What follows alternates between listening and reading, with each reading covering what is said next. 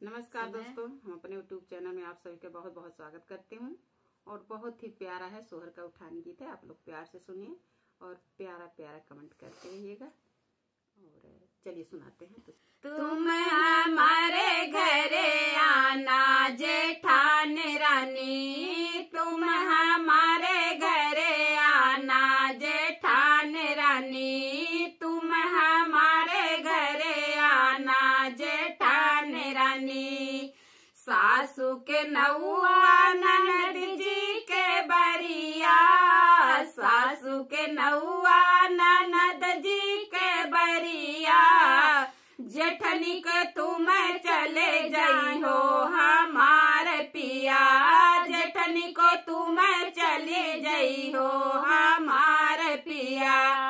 तुम हमारे घरे आना जेठान रानी, तुम हमारे घरे आना जेठान रानी। सासू के खटिया ननद जी के मचिया, सासू के खटिया ननद जी के मचिया, तोह के पलंग पर बैठाई जेठान रानी, तोह के पलंग पर बैठाई जेठान रानी।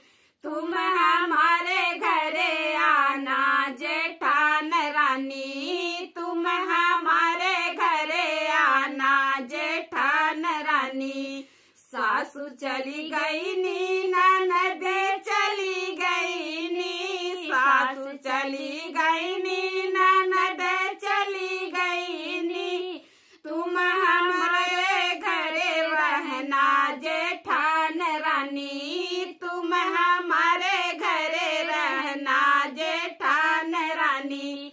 तुम हमारे घरे आईहा जेठान रानी, तुम हमारे घरे आईहा जेठान रानी। सासू के रुपया ननदिया के चवन्नी, सासू के रुपया ननद के चवन्नी, जेठनी को हरवा बनवैहा हमारे पिया, जेठनी के हरवा बनवैहा हमारे पिया। तुम हमारे घरे आना जेठान रानी, तुम हमारे घरे आना जेठान रानी। झुमका में ही तो जीरा चोराइली, झुमका में ही तो जीरा चोराइली, कंगन में अजवाइन जेठान रानी, कंगन में अजवाइन जेठान रानी। तुम हमारे घरे आना जेठान रानी, तुम हमारे घरे आना जेठान रानी।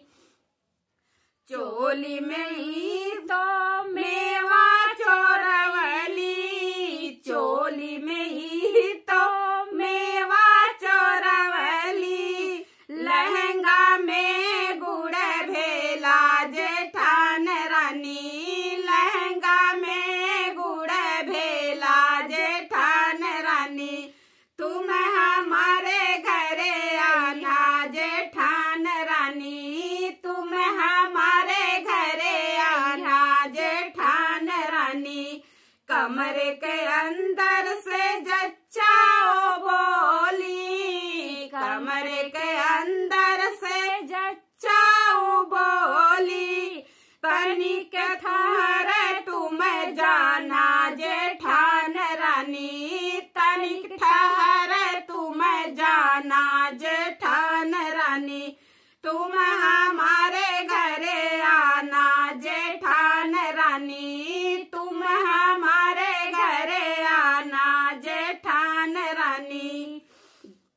झुमका से ऊ तो जीरा निकलवाइली, झुमका से ऊ तो जीरा निकलवाइली, कंगना से अजवाइन जेठान रानी, कंगना से अजवाइन जेठान रानी, कंगना जवाइन देवरान रानी, तुम हमारे घरे आना जेठान रानी, तुम हमारे घर में आना जेठान रानी, तुम हमारे घर में आना जेठान रानी। चोली से ही तो मेवा निकलवाली, चोली से ही तो मेवा निकलवाली, चोली से ही तो मेवा निकलवाली, लहंगा से गुड़ भेला जेठान रानी, लहंगा से गुड़ भेला जेठान रानी, लहंगा से गुड़ भेला देवरान रानी, तुम हमारे घर आना जेठान रानी, तुम हमारे घर न आना जेठान रानी। तोहार सब बतिया हम ससुर जी से कहबे, तोहार सब बतिया हम ससुर जी से कहबे, अब हम हल्ला मचैबे जेठान रानी, अब हम हल्ला मचैबे जेठान रानी, तुम हमारे घर आई हो जेठान रानी, तुम हमारे घर न आई हो जेठान रानी।